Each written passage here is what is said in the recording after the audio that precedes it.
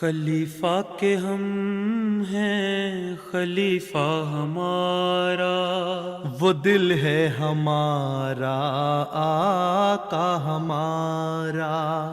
हमारा हमारा खलीफा हमारा, वो दिल है हमारा आका हमारा। वो दिल है हमारा आका हमारा। Bismillahirrahmanirrahim. Assalamualaikum warahmatullahi wabarakatuh. Selamat datang kembali di minggu ini bersama Huzur. Di awal minggu, Huzur berkenan untuk mulakat dengan perwakilan dari para mahasiswi Amsau, Jerman. Selain itu, perwakilan Ansarullah dari Amerika Serikat juga mendapat karunia mulakat dengan Huzur tercinta. Kita awali dengan mulakat di hari Minggu, di mana Hazrat Khalifatul Masih, Ayyadallahu Ta'ala bin Nasiril Aziz, berkenan mengadakan mulakat dengan perwakilan mahasiswi Lajnah dari Jerman. Di tanggal 7 Juni, mahasiswi Lajnah Imailah Jerman mendapat karunia mulakat dengan Huzur, Ayyadallahu Ta'ala bin Nasiril Aziz. Para anggota Lajnah melakukan perjalanan untuk mulakat di Masrur Hall, Islamabad. Selama mulakat, mereka mendapat kesempatan untuk mengajukan pertanyaan tentang hal keagamaan maupun hal terkini. Pertanyaan saya, jika Allah telah memberi kita akal agar kita bisa berpikir, membedakan benar dan salah, apa yang harus dilakukan dalam keadaan di mana hati saya masih belum puas dengan salah satu perintah Islam? Huzur bersabda, ada hikmah di balik semua perintah Allah Ta'ala. Jika kita tidak puas, maka Anda sendiri telah mengakui dalam pertanyaan Anda itu bahwa Dia, Tuhan, telah memberi kita akal dan kemampuan untuk berpikir. Jadi Anda harus berpikir dan merenung. Untuk apapun yang Anda merasa tidak puas, selidikilah dan lihat di mana lagi dalam Al-Quran Suci terdapat perintah-perintah mengenai hal itu. Jika Anda masih belum puas dengan jawaban-jawaban itu, maka tanyakanlah kepada orang yang memiliki pengetahuan tentang Al-Quran, hadis, buku-buku Hazrat Masih Maud alaihissalam. Perintah apa yang dengannya Anda tidak merasa puas? Anda benar tentang ini. Saya sendiri juga harus membaca. Saya berpikir mengenai perintah pardah atau hijab. Huzur bersabda, kebanyakan gadis atau wanita memiliki keinginan agar orang lain melihat penampilan dan kecantikan mereka. Allah Ta'ala berfirman, ya, ini adalah hal yang wajar. Anda boleh menampakkannya. Wanita yang sudah menikah harus menampilkan kecantikannya kepada suaminya. Secara umum, perempuan dapat menampilkan kecantikannya di lingkungan yang hanya ada wanita lain dan tidak perlu berpardah. Jika Anda menampilkan kecantikan di luar itu, maka keburukan dan ketidaksenonohan akan menyebar. Seseorang tidak tahu seperti apa pikiran yang dimiliki oleh pria tertentu. Karena itu dalam Al-Quran Karim, Allah Ta'ala bahkan memerintahkan kepada para istri Nabi bahwa ketika seorang berbicara denganmu, berbicaralah dengan nada yang agak tegas agar nada lembutmu tidak mengarahkannya pada pikiran buruk. Ini berarti Allah Ta'ala telah menggambarkan sifat pria. Tatkala Allah Ta'ala yang menciptakan mereka, Dia juga tahu seperti apa sifat setiap orang. Jadi pardah itu adalah untuk perlindungan Anda. Dulu tidak ada ketentuan yang begitu ketat mengenai pardah sampai terjadi peristiwa di Madinah. Seorang wanita sedang duduk di depan seorang penjaga toko, lalu ada seorang Yahudi datang, pria. Wanita itu mengenakan selendang di kepalanya atau kain apapun yang ia kenakan di tubuhnya. Lalu pria itu menyematkannya ke sebuah kaitan, lalu mengikatnya. Ketika wanita itu berdiri, maka auratnya terbuka. Lalu terjadilah pertikaian dan perkelahian karena hal ini. Terjadi pertempuran antara Muslim dan golongan lain yang mengakibatkan pertumpahan darah. Maka Allah Ta'ala menurunkan perintah tentang hal ini. Orang-orang Yahudi atau non-Muslim berkata, kami tidak tahu siapa wanita yang Muslim dan siapa yang tidak. Mana mungkin kami tahu bahwa dia begitu menjaga kesuciannya, begitu saleh. Kami mengira dia wanita biasa. Dan sebagaimana kami bersikap main-main dengan yang lain, kami pun melakukan hal yang sama padanya. Atas hal ini Allah Ta'ala menyatakan bahwa demi pengenalan, kalian haruslah berpardah atau berhijab dan mempertahankannya sedemikian rupa sehingga seorang pria tidak akan berani membuat lelucon yang tidak pantas denganmu. Jadi latar belakang sebenarnya dari hal ini adalah agar kesucianmu itu tegak dan perhatian pria tidak tertarik pada perbuatan buruk. Itulah sebabnya, seperti yang saya sebutkan, istri-istri Rasulullah pun diberi perintah yang sama untuk tidak berbicara lembut kepada pria. Karena mereka, para pria, berpikir bahwa jika seorang wanita berbicara lembut kepada mereka sedikit saja, entahlah mungkin wanita itu telah jatuh ke tangan mereka. Beberapa pria menganggap wanita sebagai mainan.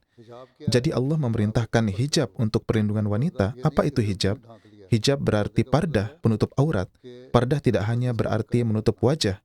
Makna pardah juga berarti menjaga kesucian. Itu berarti menutupi kepala dan menyembunyikan bagian-bagian hingga sedemikian rupa sehingga tubuh wanita tidak terlihat dan kecantikannya tidak tersebar luas. Ini agar tidak ada yang berani menyimpan pikiran buruk dan untuk perlindungan. Seorang lajnah bertanya kepada Huzur, bagaimana seorang anak laki-laki atau perempuan dapat mempercayai pendapat orang tua mereka terkait dengan lamaran pernikahan jika orang tua tidak memberikan teladan di rumah tangga. Huzur bersabda, pertanyaan Anda tepat. Jika mereka sendiri tidak bertindak dengan cara yang benar, nasihat apa yang bisa mereka berikan kepada Anda? Itulah sebabnya ajaran Islam adalah ketika ada lamaran pernikahan datang untuk seorang perempuan, maka ia harus berdoa. Pengetahuan tentang yang gaib hanyalah milik Allah Ta'ala. Allah Ta'ala Maha Tahu yang terbaik, apakah orang yang mengirimkan lamaran itu cocok atau tidak, apakah ia akan tulus di masa depan atau tidak. Maka dari itu ada salat istikharah. Ya Allah, jika lamaran ini baik untukku, maka tanamkanlah dalam hatiku kecenderungan padanya, ketertarikan padanya. Dan jika tidak baik, maka jauhkanlah aku darinya dan biarkanlah aku mengakhirinya. Banyak yang datang kepada saya, di mana saya lalu bertanya kepada mereka, jika Anda tidak puas, maka jangan lanjutkan. Apapun kata orang tuamu, dan jika Anda puas, maka lanjutkan. Terkadang orang tua tidak menginginkannya, yakni lamaran itu dilanjutkan, tetapi sang gadis menginginkannya, mungkin karena suatu alasan. Maka dari itu, jika itu hanya keterikatan perasaan, keputusan tidak boleh didasarkan pada perasaan. Keputusan perasaan seringkali merugikan di kemudian hari, di masa depan. Anak laki-laki dan perempuan yang didorong oleh perasaan saat memilih pasangan mungkin menemukan bahwa perasaan itu tidak selalu bertahan. Terkadang perasaan itu memudar seiring waktu. Lalu pertengkaran, perselisihan pun terjadi dan akhirnya bercerai. Di sini, di Eropa, di Barat, atau di negara-negara yang disebut maju, anak laki-laki dan perempuan biasanya memilih pasangan mereka sendiri. Namun, meskipun begitu, lebih dari 70% hubungan akhirnya berakhir dengan perceraian setelah 2 tahun, 4, 10, atau 15 tahun. Ini menunjukkan bahwa sekedar memilih sendiri belum tentu berarti itu akan menjadi pernikahan yang sangat berhasil. Ya, salah satu karunia yang Allah Ta'ala berikan kepada kita sebagai Muslim adalah kita dapat berdoa agar Allah Ta'ala menjadikan lamaran itu baik untuk kita. Dan teruslah berdoa selama proses berlangsung, bahkan pada saat pernikahan itu sendiri. Bangunlah hubungan dengan Allah. Tujuan utama kita adalah membangun hubungan dengan Allah. Tujuan utama kita bukan sekedar menikah. Bangunlah hubungan dengan Allah dan mohonlah kepadanya. Karena pernikahan adalah perintah engkau, aku menjalani pernikahan ini. Sekarang berkahilah pernikahanku ini. Jika tidak ingin melanjutkan, Anda memiliki kebebasan memilih. Itulah sebabnya Nabi SAW juga memerintahkan wanita untuk membuat keputusan mereka sendiri. Bahkan setelah pernikahan berlangsung, ketika masalah khula atau perpisahan muncul, ada sebuah hadis di mana seorang wanita datang dan berkata, saya menikah dengan pria ini, tetapi saya tidak menyukainya. Mungkin orang tuanya, ibunya memaksanya menikah, dan saya ingin khula, gugat cerai darinya. Nabi SAW bersabda, baiklah, tetapi jika kamu telah menerima mahar, kamu harus mengembalikannya. Ia menjawab, saya masih memiliki uang itu. Saya bahkan akan mengembalikan 2 kali lipatnya. Kemudian Nabi SAW bersabda, baiklah, dan khula pun diberikan. Jadi Islam telah memberikan hak ini kepada para wanita, dan telah memberikan hak ini kepada Anda juga. Berdoalah agar pernikahan dapat bertahan. Banyak yang datang kepada saya untuk melangsungkan pernikahan mereka. Dan di acara pernikahan, saya berdoa untuk mereka agar hubungan mereka tetap kuat, agar ada cinta dan kasih sayang di antara mereka, dan agar hubungan mereka tidak hanya didasarkan pada kepentingan pribadi. Itulah sebabnya Nabi SAW bersabda, ketika kamu mencari jodoh, lihatlah pada agamanya, daripada tertuju pada urusan duniawi, kecantikan, kekayaan, atau latar belakang keluarga. Lihatlah apakah orang tersebut memiliki iman dan memiliki hubungan dengan Allah Ta'ala. Jika baik mempelai laki-laki maupun perempuan lebih mengutamakan agama, maka kecondongan mereka secara alami akan menjadi selaras.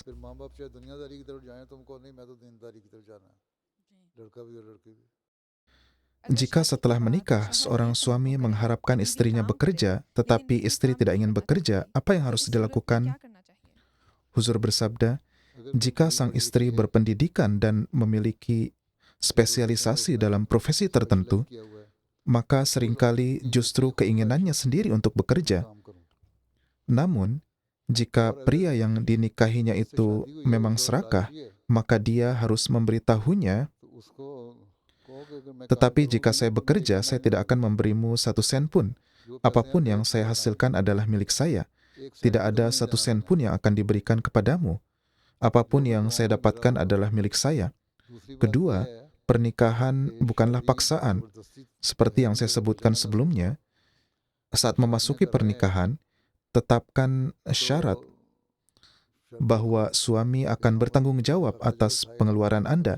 Jika wanita sudah bekerja sebelum menikah, dia harus menjelaskan kepada calon suami dan keluarganya apakah ia berniat untuk terus bekerja atau tidak.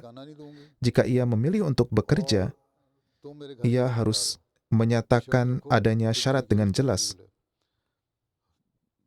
Saya tidak akan memberikan sebagian pun dari penghasilan kepadamu dan kamu akan tetap bertanggung jawab atas pengeluaran rumah tangga. Dalam Islam, pria diizinkan memiliki lebih dari 1 istri.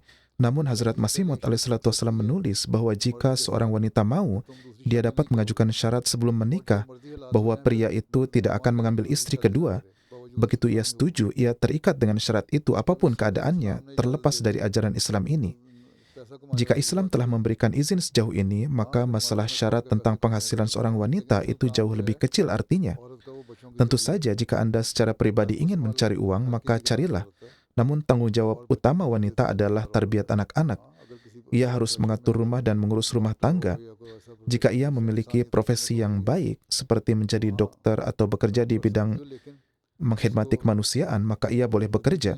Namun suami tidak boleh melihat penghasilannya dengan ketamakan atau kepentingan pribadi. Jika ia melakukannya, maka itu menunjukkan kurangnya ketulusan. Pertanyaan, membicarakan atau menyebarkan kesalahan dan kelemahan orang lain adalah salah. Namun, di sehari-hari kita terluka atau marah karena perilaku orang lain. Terkadang, manusia atau keadaanlah yang menyudutkan kita, dan membicarakannya dapat meringankan beban ini dari kita. Dalam kaitan ini, kapan pembicaraan seperti itu menjadi gibah atau menggunjing? Huzur bersabda, intinya gibah adalah ketika Anda menyebarkan kekurangan seseorang, dan orang itu mengetahuinya dan merasa tertekan karenanya, lalu ia datang untuk menghadapimu. Dengan kata lain, itu adalah penyebab kekacauan. Kita tidak boleh menyebarkan kekacauan. Tujuan sejati Anda adalah untuk memperbaiki keadaan. Jika seseorang menyakitimu dan Anda ingin memperbaikinya, pertama yang harus diambil adalah mendekati orang itu dan memberitahu bahwa apa yang dilakukannya telah menyakitimu. Anda harus mengatasinya.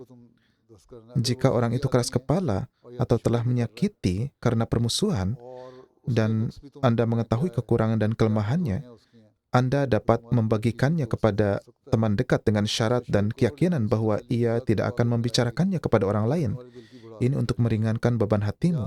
Atau Anda dapat memberitahu pengurus yang bertanggung jawab atau menulis kepada khalifah tentang hal itu, menjelaskan bahwa seseorang telah sangat menyakiti Anda dan Anda telah tersiksa secara mental, dan sebagai akibatnya, citra Anda telah tercemar di masyarakat. Tindakan seperti itu dilarang oleh Allah, dan dengan demikian, orang yang bersangkutan harus diperbaiki, diislah.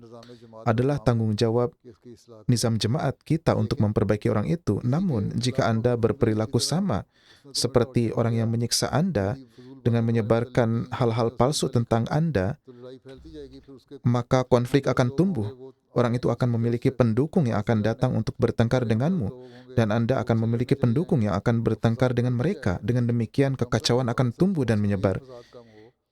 Seorang muslim sejati harus selalu mengurangi kekacauan, bukan meningkatkannya. Jika Anda ingin mengurangi penyebaran kekacauan, Anda harus mencari pendekatan alternatif. Memang Anda dapat memiliki orang kepercayaan untuk meringankan beban hati Anda, namun Anda harus yakin bahwa mereka tidak akan membicarakannya di tempat lain. Anda harus memiliki beberapa teman. Tidak mungkin semua orang adalah musuh Anda. Anda dapat berbagi sesuatu dengan mereka, dan Anda dapat menyatakan bahwa niat Anda hanya untuk meringankan beban, bukan untuk menyebarkan kekacauan. Meskipun demikian, orang yang bersangkutan juga harus didekati agar ia dapat memperbaiki diri atau sampaikan ke jemaat.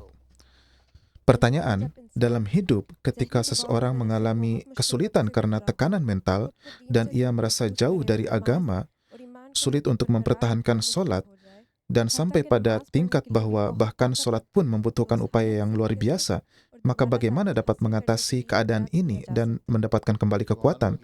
Huzur bersabda, Anda masih muda dan kuat, jadilah muda dan kuat. Anda harus memiliki semangat. Anda tidak boleh menjadikan masalah kecil sebagai masalah besar. Terkadang, seseorang bisa jatuh dalam depresi karena lingkungan di rumah, di masyarakat, atau karena teman. Itu adalah tanda otak yang tenggelam dalam berpikir. Semakin dalam Anda berpikir, semakin dalam Anda tenggelam. Dalam keadaan seperti itu, Anda harus membaca solawat, istighfar, dan la haula wa la quwata illa billah. Dan lakukanlah solat nafal 2 rakaat. Saat dalam solat, bahkan jika Anda tidak dapat berkonsentrasi, bersujudlah dan katakanlah kepada Allah, apapun yang aku butuhkan hanya kepadamu aku akan memintanya. Berikanlah kepadaku hari ini. Aku tidak akan bangkit sampai engkau mengabulkannya untukku. Ini adalah pengalaman banyak orang, juga pengalaman saya. Bahkan baru kemarin, seorang menulis kepada saya tentang masalah yang mereka alami. Mungkin saudaranya sakit dan ia menulis bahwa saudara perempuannya bersujud dan tidak mau bangun.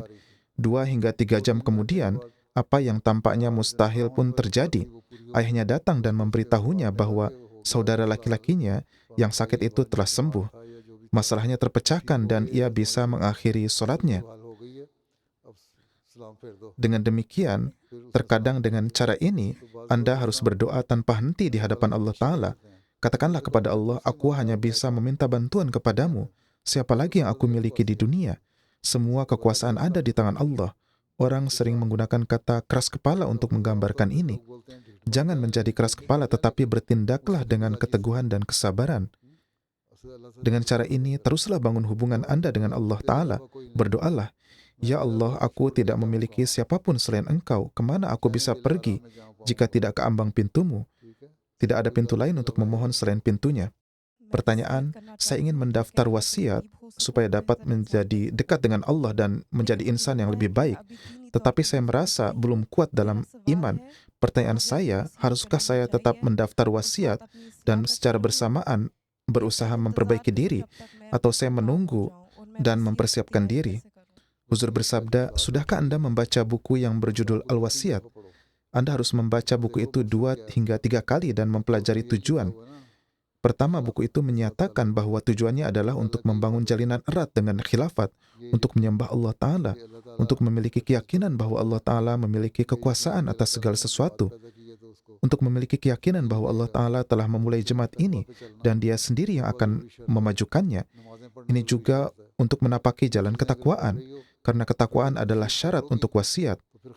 Solat adalah syarat penting. Jika Anda membaca tentang hal-hal ini, kemudian mendaftarkan wasiat, maka Anda akan mengembangkan pola pikir bahwa setelah wasiat, saya harus menjadi pribadi yang lebih baik. Terkadang, wasiat itu sendiri menjadi sarana untuk islah atau perbaikan diri.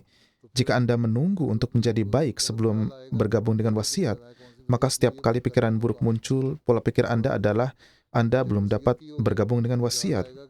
Jika Anda telah bergabung dengan gerakan wasiat, maka mentalitas Anda akan menjadi bahwa karena Anda telah melakukan wasiat, Anda harus menahan diri dari perbuatan buruk. Jadi, prinsipnya adalah dengan melangkah menuju kebaikan, maka Anda mendapat taufik untuk melakukan kebaikan lain. Seorang anggota lajnah menyebutkan bahwa dalam beberapa hubungan, calon suami atau istri atau kerabat menunjukkan tanda-tanda egoisme dan tampaknya tidak mau berubah dan meminta nasihat dari Huzur. Huzur bersabda, inilah mengapa saya juga mengatakan kepadanya bahwa Anda harus merenung dan mempertimbangkan dengan benar sebelum membuat keputusan setelah berdoa. Jika Allah menganggap lamaran pernikahan ini baik untuk Anda, maka biarkan itu berlanjut. Apa itu ego atau keakuan? Itu adalah sesuatu yang tidak disukai oleh Allah Ta'ala. Seseorang haruslah bersikap rendah hati. Ketika dua orang mengikat janji, keduanya harus bertindak berdasarkan prinsip memberi dan menerima. Banyak yang datang kepada saya setelah menikah dan meminta nasihat. Saya memberitahu mereka bahwa tidak ada yang sempurna. Anda memiliki kelemahan dan kekurangan, dan pria itu juga memiliki kelemahan dan kekurangan. Oleh karena itu, ketika Anda mengamati kekurangan satu sama lain, Anda harus menutup mata. Jika Anda mendengar kekurangan tentangnya, Anda harus menutup telinga Anda, dan bukannya mengatakan sesuatu, Anda harus menutup mulut Anda. Jika Anda menutup ketiga hal ini, maka Anda akan memiliki pernikahan yang berhasil, asalkan kedua belah pihak bertindak berdasarkan ini. Ini juga akan menghilangkan sifat keakuan. Jika ada kesadaran bahwa Allah Ta'ala adalah sumber segala kekuatan dan maha perkasa dari segalanya, sementara kita sendiri tidak memiliki kekuatan sejati, maka ruang apa yang tersisa bagi ego untuk berkembang? Inilah sebabnya akhir-akhir ini saya menyampaikan khutbah tentang kerendahan hati. Anda harus mendengarkannya dan juga calon suami Anda, dan katakan kepada mereka bahwa harus menjalani kerendahan hati, karena banyak keberkatan. Saya hanya menyajikan beberapa peristiwa, masih banyak peristiwa-peristiwa lainnya. Pertanyaan, bagaimana kita dapat melindungi generasi muda dari keburukan AI, hubungan yang bertentangan dengan ajaran Islam dan vaping? Huzur bersabda, apakah Anda sadar bahwa ini adalah kebiasaan buruk? Anda tahu jika ada api yang menyala, apakah Anda dengan sengaja akan meletakkan tangan di api itu? Tentu tidak. Jika Anda secara tidak sengaja terbakar, Anda akan merasakan efeknya dan akan memastikan untuk menghindarinya di masa yang akan datang. Jadi, ketika Anda tahu bahwa hal-hal ini adalah api, maka mengapa orang terlibat dalam hal-hal itu? Jika seseorang menunaikan sholat 5 waktu dan membawa kedisiplinan dalam hidup mereka, maka perhatian mereka akan tertarik kepada Allah. Mereka akan menjalani kehidupan yang bertujuan, bukan berinteraksi dengan AI sepanjang hari di ponsel mereka dan mengajukan pertanyaan-pertanyaan yang tidak berguna kepada AI sepanjang hari. Seseorang di sini pernah bertanya kepada AI tentang Islam dan juga AI menjawab. Orang itu menyajikan sebuah hadis kepada AI dan mengatakan bahwa jawabannya salah. AI segera menjawab dengan mengatakan bahwa ia benar, dan AI hanya dapat merespon sesuai dengan informasi yang dimasukkan ke dalamnya. Oleh karena itu, AI juga memberikan jawaban yang salah sehingga tidak boleh terlalu diandalkan. Adapun vaping itu adalah kebiasaan yang tidak berguna, buruk, dan sia-sia. Allah Ta'ala berfirman dalam Al-Quran bahwa seseorang harus menjauhi hal-hal yang sia-sia. Ketika tahu bahwa itu adalah lagau dan sia-sia, maka harus memiliki kemauan kuat untuk menghindarinya. Seseorang harus memiliki kemauan, tekad, dan harus berdoa kepada Allah Ta'ala. Dengan ini, maka mereka dapat dilindungi dari hal-hal ini. Pertanyaan saya adalah, ketika orang meragukan Al-Quran dan mengklaim bahwa setelah berabad-abad, manusia telah mengubahnya, bagaimana kita dapat membuktikan bahwa Al-Quran tetap terjaga dalam bentuk aslinya? Huzur bersabda, intinya adalah bahwa Al-Quran yang diturunkan 1400 tahun yang lalu, Al-Quran itulah yang berlanjut secara terus-menerus. Ada sejarah Al-Quran yang lengkap, bahkan ada museum tertentu yang memiliki naskah-naskah kuno. Beberapa di antaranya berusia 1400 tahun, ada di Turki dan di tempat lain. Anda mengetahui bahwa apapun yang telah ditulis dalam Al-Quran adalah apa yang telah dibaca oleh manusia selama berabad-abad. Keberatan seperti itu umumnya diajukan oleh non-Muslim karena kitab suci mereka sendiri, yakni Alkitab, telah mengalami perubahan. Akhirnya mereka menganggap hal yang sama pun terjadi tampaknya pada Al-Quran. Namun perubahan semacam itu tidak pernah terjadi dalam Al-Quran suci. Al-Quran sendiri menyatakan bahwa tidak ada yang dapat mengubahnya karena Allah Ta'ala adalah yang menjaganya. Jadi, hanya mengajukan tuduhan bahwa karena kitab suci lain telah diubah, maka Al-Quran juga telah diubah. Ini adalah kekanak-kanakan. Al-Quran adalah tetap dalam bentuk aslinya. Naskah kunonya masih ada dalam keadaan aslinya, dan salinan cetaknya juga tersedia. Tidak pernah dalam sejarah terjadi perubahan apapun dalam teks Al-Quran. Salinan cetak yang kita miliki saat ini menjadi saksi atas kenyataan ini.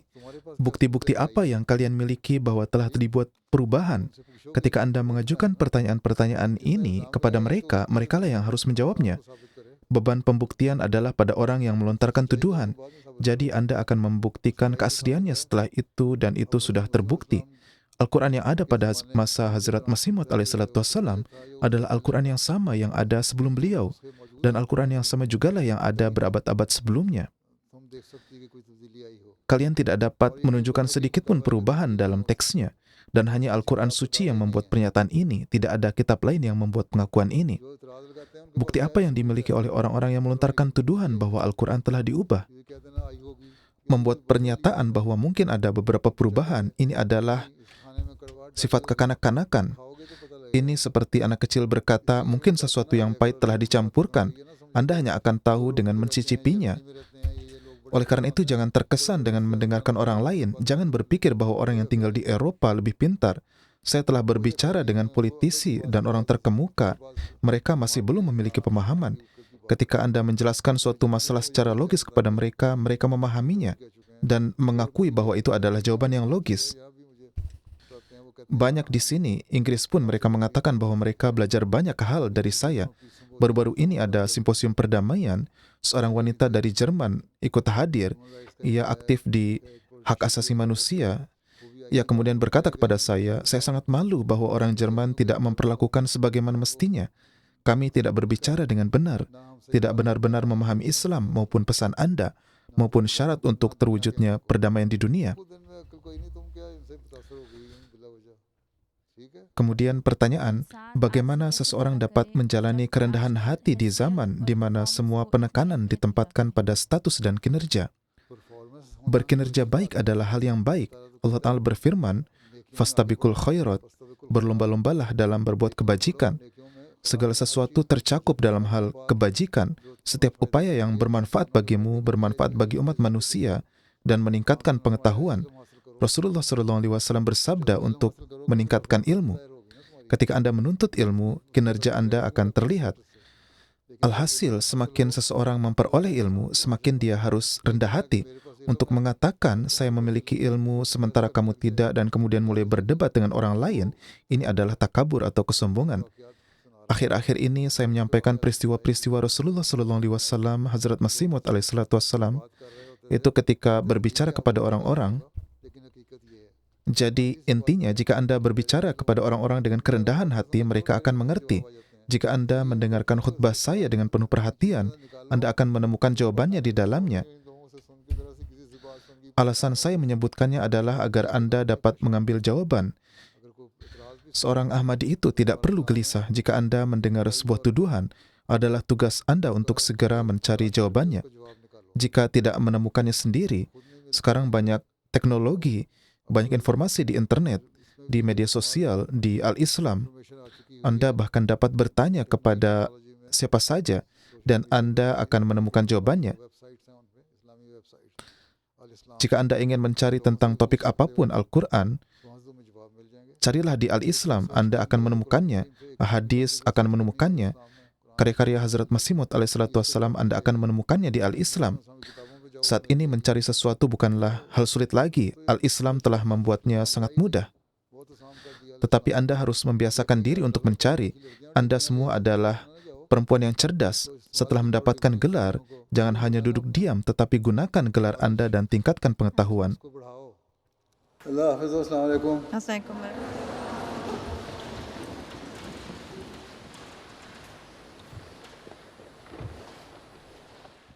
Keesokan harinya, tanggal 7 Juni, anggota Majelis Ansarullah dari West New York di Amerika Serikat mendapat karunia mulakat dengan huzur. Selama mulakat, semua Ansar mendapat kesempatan untuk memperkenalkan diri dan juga mengajukan pertanyaan untuk meminta bimbingan dari huzur tentang masalah agama dan isu-isu terkini.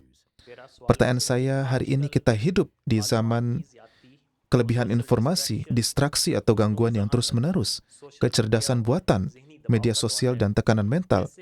Dalam keadaan seperti ini, bagaimana seseorang dapat mengembangkan hubungan yang hidup dengan Al-Quran suci? Huzur bersabda, di setiap zaman ada hal-hal yang sesuai dengan kondisi zaman, kapasitas intelektual, dan lingkungan mereka.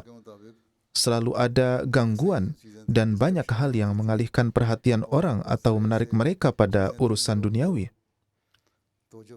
Sekarang, Anda mungkin menyebutnya tekanan mental, tetapi mengapa ada tekanan mental? Itu karena keinginan duniawi telah meningkat. Ketika kecenderungan seseorang itu berubah dan keinginan itu tidak terpenuhi, frustasi pun meningkat, dan kemudian tekanan mental pun mengikuti. Adapun berkenaan dengan AI, Anda secara khusus menyebutkan AI, itu masalah yang sama sekali terpisah. Itu tidak memiliki hubungan langsung dengan distraksi atau gangguan.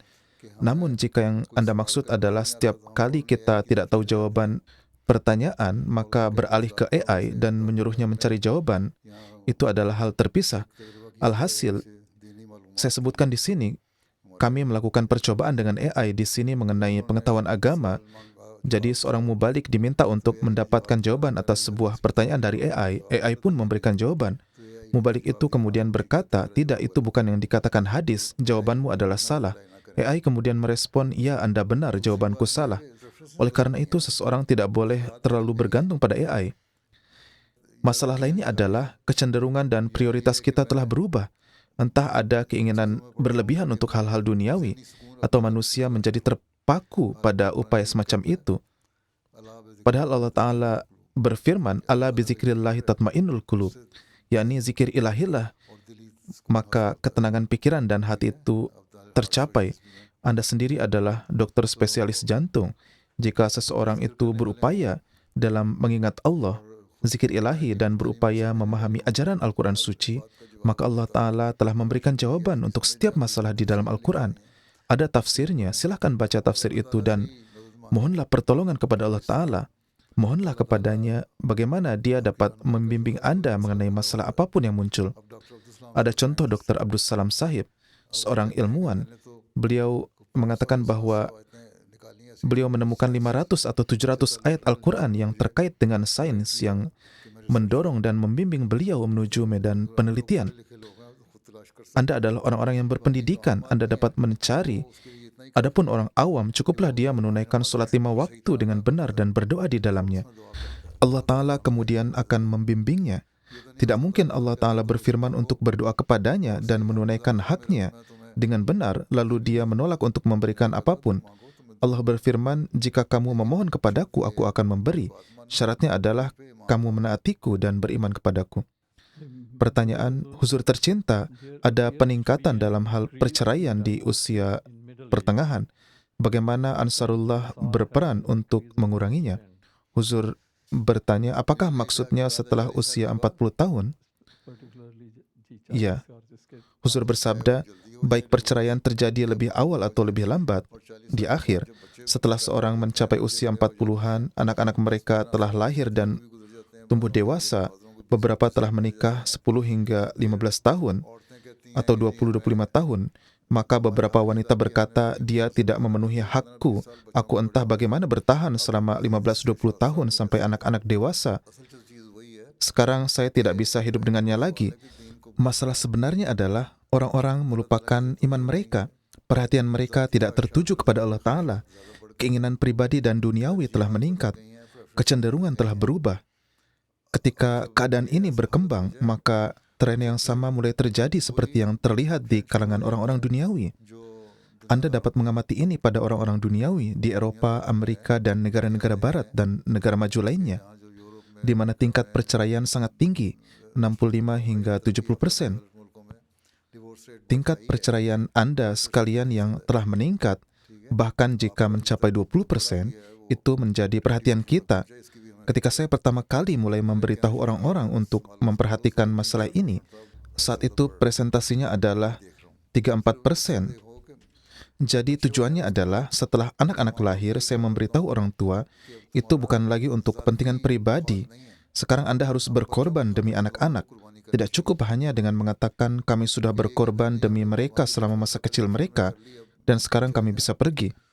Beberapa anak mungkin telah tumbuh dewasa, tetapi yang lain masih pada usia di mana perpisahan orang tua mereka memiliki efek yang signifikan pada mereka. Jika alih-alih menjadi duniawi, orang-orang itu fokus pada ketakwaan, maka tingkat perceraian pun akan menurun. Tetapi jika orang-orang itu menjadi duniawi seperti beberapa orang yang datang ke negara-negara barat dan maju hanya memikirkan untuk mencari penghidupan duniawi, maka masalah yang sama akan muncul, yaitu masalah yang terjadi pada orang-orang duniawi. Inilah sebabnya bagian tarbiyat harus terus berupaya mentarbiyati untuk mengembangkan hubungan dengan Allah Ta'ala. Mereka harus mengembangkan hubungan dengan Tuhan dan menganggap Dia sebagai tujuan tunggal mereka, dan juga mentarbiyati generasi yang akan datang. Setelah berusia lanjut, saya tidak tahu mengapa orang mulai menginginkan lebih.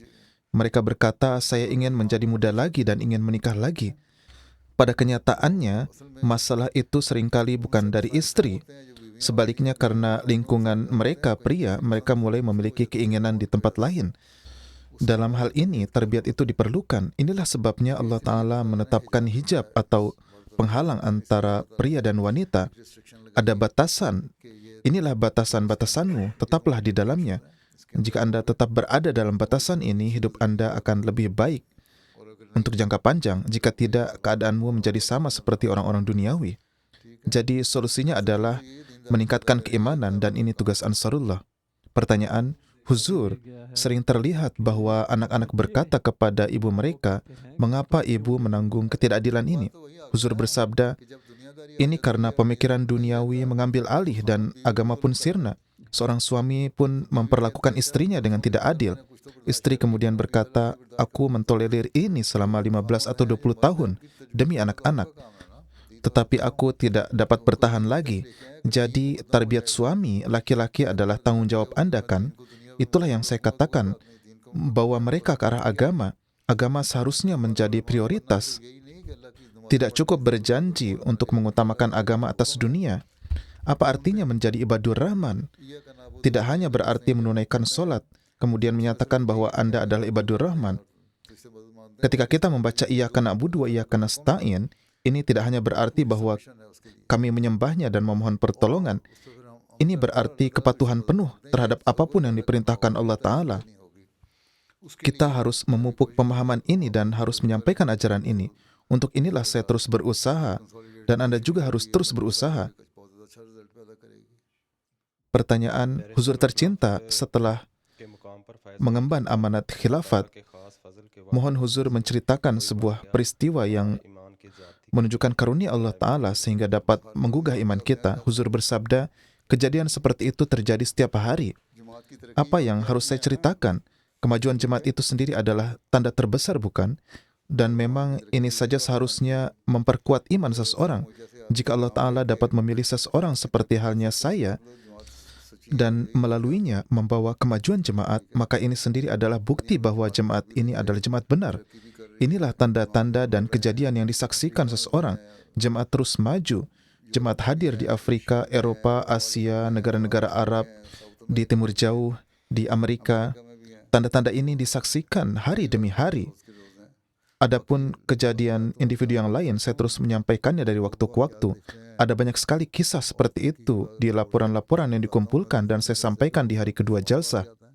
Jika Anda menyimaknya, banyak hal-hal yang menggugah keimanan. Pertanyaan, Alhamdulillah, setelah melayani lebih dari 20 tahun di Angkatan Udara Amerika dan kini ditugaskan di Pentagon, saya mendekati masa pensiun dan telah memulai bisnis peternakan halal untuk melayani keluarga dan masyarakat. Mohon nasihat dan bimbingan dari Huzur untuk menjaga kerendahan hati, memperkuat iman saya dan menyeimbangkan tanggung jawab keluarga dan terus melayani kemanusiaan dengan cara yang berarti. Huzur bersabda, intinya adalah bahwa ketika seseorang terlibat dalam bisnis, ia melakukannya untuk mencari nafkah. Anda harus terus melakukannya. Para sahabat juga menjalankan bisnis dan terlibat dalam perdagangan. Beberapa dari mereka menjadi sangat kaya. Dan ketika mereka wafat, mereka meninggalkan kekayaan yang sangat besar, namun mereka tidak pernah mengabaikan iman mereka. Ini adalah prinsip pertama. Apapun pekerjaan duniawi yang Anda tekuni, Anda tidak boleh melupakan agama. Kewajiban kepada Allah harus diutamakan. Hazrat Masih Maud alaihissalam bersabda, ahad, bakar, dil, bayar. Yaitu tangan seseorang harus sibuk dengan pekerjaan, tetapi hati harus tetap takut kepada Allah Ta'ala. Seseorang harus melaksanakan setiap tugas dengan jujur dan integritas. Jika Anda melakukan bisnis dengan jujur, tanpa bentuk penipuan apapun, misalnya tidak menggemukkan ayam broiler melalui suntikan kemudian menjual dagingnya sambil mengklaim bahwa ayam-ayam itu sehat. Beberapa menggunakan suntikan untuk tujuan ini kan? Anda harus menghindari metode seperti itu. Jika Anda memasok telur organik atau daging organik, maka Anda harus yakin dengan segala kejujuran bahwa produk-produk itu benar-benar organik. Seharusnya tidak terjadi bahwa bahan kimia atau zat buatan telah digunakan. Oleh karena itu, jika Anda menjalankan bisnis, kejujuran harus menjadi pondasinya. Selain itu, jangan abaikan sholat 5 waktu. Jangan sampai Anda begitu terserap dalam urusan bisnis sehingga lupa akan sholat.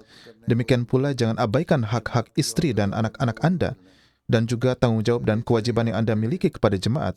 Jika Anda mengingat ini, maka bisnis Anda akan berhasil.